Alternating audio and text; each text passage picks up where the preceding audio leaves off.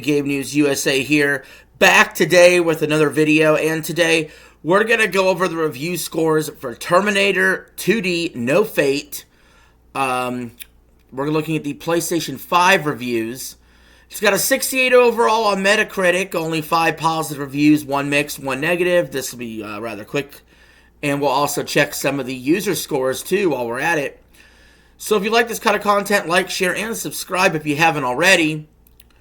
Let's jump right into it. You don't see many December releases, so it's kind of been slow on the game review front.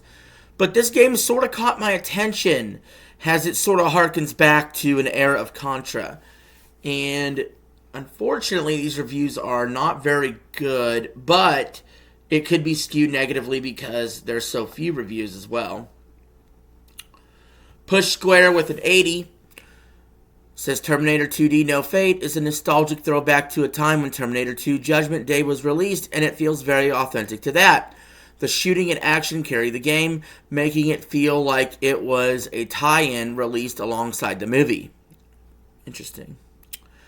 Eurogamer with an 80 says you can smash through Terminator 2D No Fate story in less than the runtime of the movie. But that doesn't stop this side-scrolling action platformer from being a perfectly presented tribute to 90s nostalgia. Oh man, if it's a game that's that short, it better be cheap, man. Like real cheap. Like $5 cheap. Game Spew with an 80. Thanks to this retro-styled visuals and old-fashioned gameplay, Terminator 2D No Fate genuinely feels like a blast from the past, and that's not necessarily a bad thing. While it's rather short and it's disappointing that there's no voice acting, it perfectly captures the 90s. Wow, man, you're trying to sell me on this, aren't you? The Sixth Axis with an 80 says a classic 90s film turned into a classic 90s side-scrolling shooter with a few lashings of modern techniques. What's not to love? So far, we got all the positivity here at 80. You know, so far, if it just stopped there, it would have a better Metacritic score than Metroid Prime 4, which just dropped to a 79 on Metacritic. But no.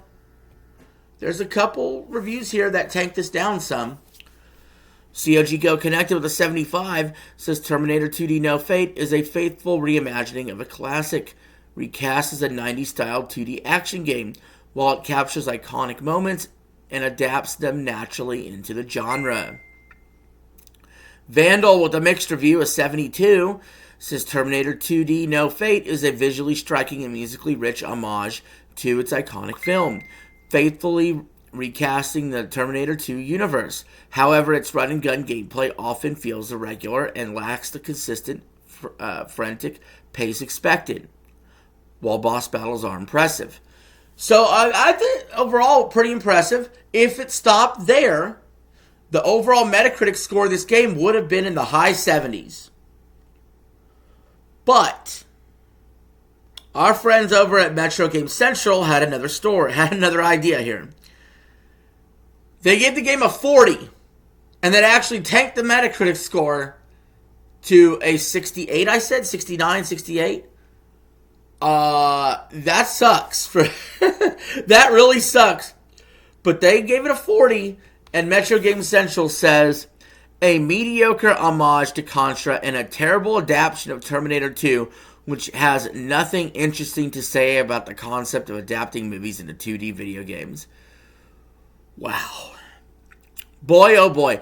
Wouldn't it be nice if game companies were allowed to take one review off Metacritic and strike it from the record? Because I think they would strike this one from the record. I think it's probably better than that 68 or 69 they gave it.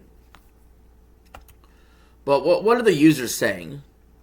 We got more user reviews than we do. Now, see here. The user score is a 7.7 out of 10. That overall Metacritic score would have probably been a 77 had it not been for Metro Game Central. So let's see what the users are saying, where we have 16 positive, 9 mixed, and 3 negative. So this is in no particular order. But Apple Zoomus with a 10 says an incredible nostalgic experience. The fact that the game follows the film relatively well but also adds extra episodes is very good.